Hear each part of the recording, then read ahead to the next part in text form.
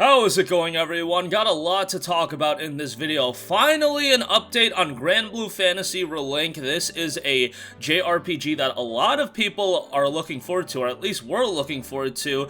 It's kind of gone under the radar over the last few years. I believe it got announced back in like 2017, 2018, maybe 2019. I might be selling it a bit short. But it's been in development for quite a while, and initially when it got revealed, people were incredibly excited about it. Then some things happened with development, but it looks like development is progressing, and we finally got an update on it. We have platforms confirmed as well, so we'll talk about that. PlayStation 5 console covers are out, and we got to talk about a bunch of other game updates, and want to cover some deals at the end of this video. Just two quick deals. So first of all, Granblue Fantasy Relink adds a PC version, and we have the latest details and a 2022 worldwide release window. That's great to hear that we are getting a worldwide release in 2022. Maybe the Japanese version will come out first, the version in Japan, and then we'll get the game maybe a few weeks, months thereafter, but I'm incredibly excited about this game.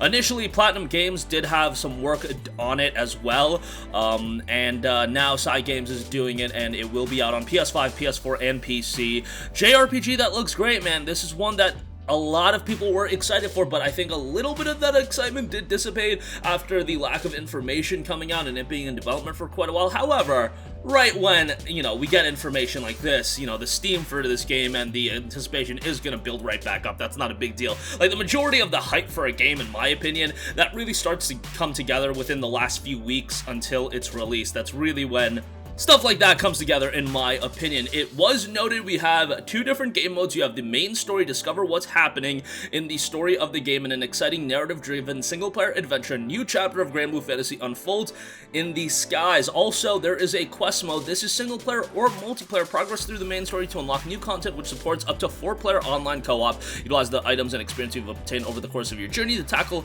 an array of challenging battles. We do also have a rundown of the main character. Got some images for the game as well. Love the art style to this game, man. It just has a very, very clean and slick look to it. Gameplay looks solid, and it looks like that there is going to be a strong narrative attached to it as well. Definitely one of the games to keep an eye on for 2022. Let's hope it hits 2022. No more delays on this one, and cool to see a PC release getting confirmed as well. It would be nice if this game's available on everything. I can understand maybe the Nintendo Switch can't run it, but it'd be nice if everybody can play a game like this, because we want a game like this to do as good as possible from a commercial standpoint, and I do think that there's going to be a strong rallying around it once we get closer to the release, and once we have the exact details, release date, things like that confirmed. I do think the anticipation will build right back up, because I remember the first time I talked about this game, people in the comment section were like, whoa, this looks like a fantastic game. It's just that, again, a little bit silent for a while, but I hope that picks right back up and we are, smooth sailing for a 2022 worldwide release. Alright, moving on from that, PlayStation 5 console covers and new Dualsense wireless controller colors have been announced. Quick turnaround for this one. These are due out in January of 2022. I actually saw that a lot of people were wanting console covers.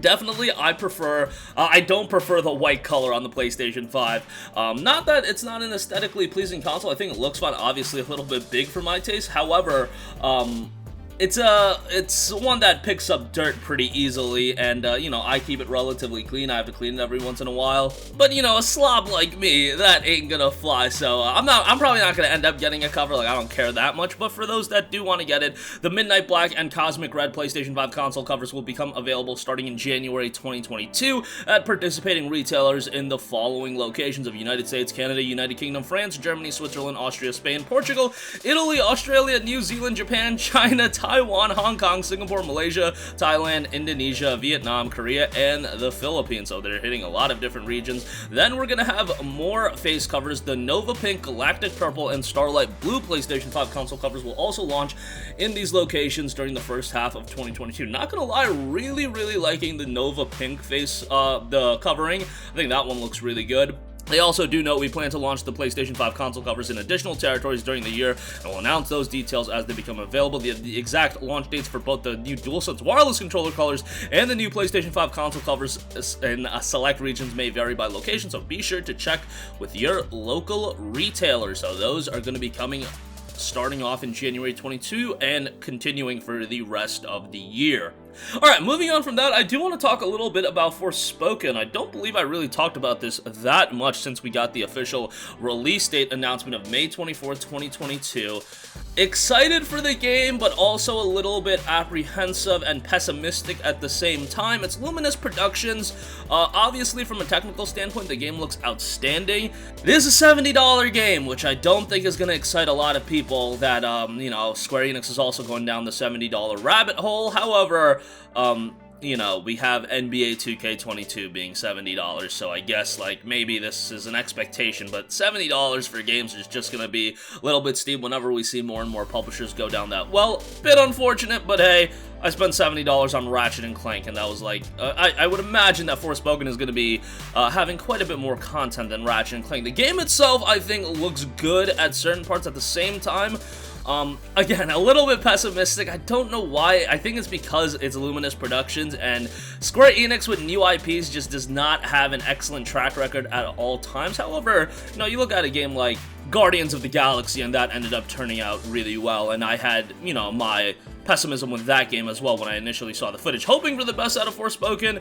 Obviously, expectations are going to be rather high at a $70 price tag, but yeah, them's the breaks with that. May 24th, so a little bit earlier than I had initially expected, but Square Enix dropping a lot of stuff in that first half of 2022. You got Babylon's Fall as well coming in March, and then they're turning around 2 months later with Forspoken as well, and hopefully Final Fantasy 16 shortly thereafter, and we'll see how all of that turns out. They are dropping Final Fantasy 7 Remake on PC this week, so a lot of things going on at Square Enix from an RPG standpoint. This one more of an action RPG, but we'll see how it turns out.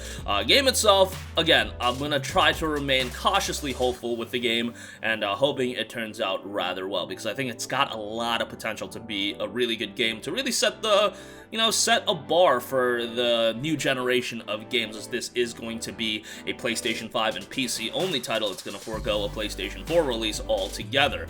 Next up, alright, this is a game that kind of surprised me a little bit. Trek to Yomi. We got a gameplay trailer for this. This is being published by Devolver Digital and developer Flying Wild Hog. The guys that brought you Shadow Warrior will also bring you this. It's a side-scrolling action-adventure game with a really, really cool art style.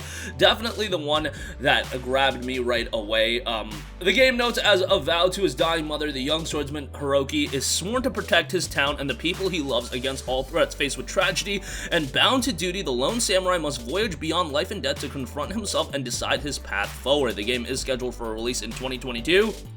Again, I think the gameplay trailer looks quite good, and it does showcase something a little interesting. This style of game with this art style and, like, you know, this sword fighting game, I think it looks quite good. Gameplay looks a little bit stiff at times, but hopefully the final product does turn out pretty well. Flying Wild Hog, incredibly talented development studio, and then Devolver Digital also been publishing some good stuff recently, so hopefully this one does turn out well. The game notes cinematic presentation, breathtaking camera angles, and striking visuals, stylish combat, engage a vicious swordsman and supernatural beings with a streamlined combat system based around the traditional weapons of the samurai, mythic storytelling experience, an enthralling story of Hiroki during his fall against the forces of evil and heroic return to make good on his failed promises to save the people he's sworn to protect, and a thrilling soundtrack. The thrilling action and somber moments are set against a memorable score designed to feel authentic to the time and place of feudal Japan. The game is set for a release on pretty much every platform outside of Nintendo Switch, PS5, Xbox Series, PS4, Xbox One, PC, sometime in 2022.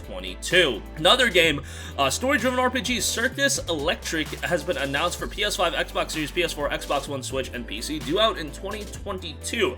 Rather interesting game, named for the greatest show in Victorian steampunk London. It's a part story-driven RPG, part tactics, part circus management, and completely enthralling, all with the steampunk twist. When everyday Londoners mysteriously turn into vicious killers, only the circus lineup of strongmen, fireblowers, clowns, and other performers possess the unique talents necessary to save the city through tactical turn-based battles. These unlikely heroes face Bobby's British sailors gone bad, aggressive posh girls, and the Victorian-era archetypes that stand in their way, not to mention the occasional menacing mime or robo-bear. So, rather interesting game here. Visually, definitely has a quirky art style, to say the least. A game that's a little bit out there, but hey, a little bit out there sometimes can be really good. It notes electrifying RPG combat, manage the greatest show in steampunk London, and a circus like no other. Game is scheduled for release in 2022. As far as game updates, lastly, I do want to know DNF Duel, they have gotten a new trailer, the Hitman trailer, introducing that character. PS5 and PS4 open beta test set for December 17th until December 20th. More characters have been teased. The game will be released on PC and other console devices, including PlayStation 4 and PlayStation 5. It is an Arc System Works fighting title, and definitely from a stylish standpoint, it's got that Arc System Works flavor and style to it. Definitely aesthetically pleasing here. And again, that open beta will be kicking off on December 17th, 6 p.m. Pacific time, 9 p.m. Eastern, and it'll be running until December 20th at 6 a.m. Pacific and 9 a.m. Eastern, so you'll be able to check that out very shortly. Finally, I do want to run through some deals real quick. Man, a Skyrim Anniversary Edition already 40% off for $20, so if you value the Anniversary Edition upgrade, that's being sold for $20. Essentially, you're getting Skyrim, the base game, for $10 if you look at it that way.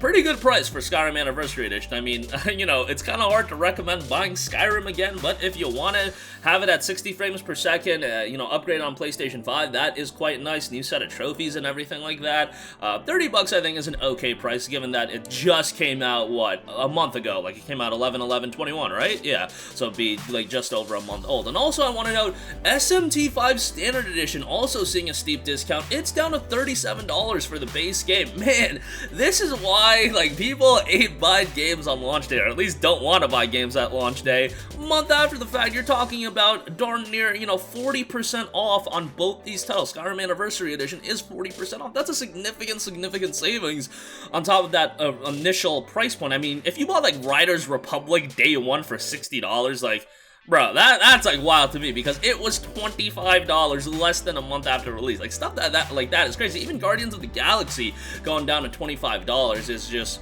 you know, I'm used to games rocketing down in price pretty quickly, especially given that we're in that season where things go on sale all the time. But I don't know, I feel like this year, maybe it's recency bias, but I feel like this year we've been seeing discounts at a much faster pace than even in years prior. And you'll see, you know, like Nintendo games going on steep discounts. Like, that was pretty rare a few years ago. Like, those Zelda titles, they would never go on sale. Mario games never go on sale. Now you can see them. Like, remember Black Friday, GameStop was selling them for $27. That's a significant savings. But nonetheless, good thing for us to get games a little bit cheaper, especially before 2022, that early portion absolutely ravages our wallets. So, yeah, that's gonna do it for me. A lot to go over in this video. Hope you guys enjoyed. Let me know your thoughts on all these games. Finally, nice to get an update on Granblue Fantasy. Relink, that's a game that I know so many of you guys are looking forward to, especially if you're big into JRPGs, but a lot of other cool updates as well. And let me know your thoughts on Forspoken. Definitely interested to hear what you guys think on that. I see a little bit of a 50-50 divide. Like, it seems like a lot of people are on my side of thinking, where it's like, you know, there's a cautious level of optimism, but yeah, sometimes with Square Enix, you know, sometimes they do amazing stuff and sometimes they fall a little bit short on the mark. And this one, I think it could go either way, but let me know your thoughts in the comments section down below. Sound off there. As always, thank you for watching, and goodbye. Hey guys, we hope you enjoyed the video, and if you did, make sure to hit the subscribe button, and if you're already subscribed, do us a favor and hit the bell icon. This way you'll be notified whenever we post a new video. That's the best way to keep up with all of our uploads, and we usually try to upload 2 videos a day. And with the bell icon hit, you'll be notified whenever we do upload a video. As always, thanks for watching.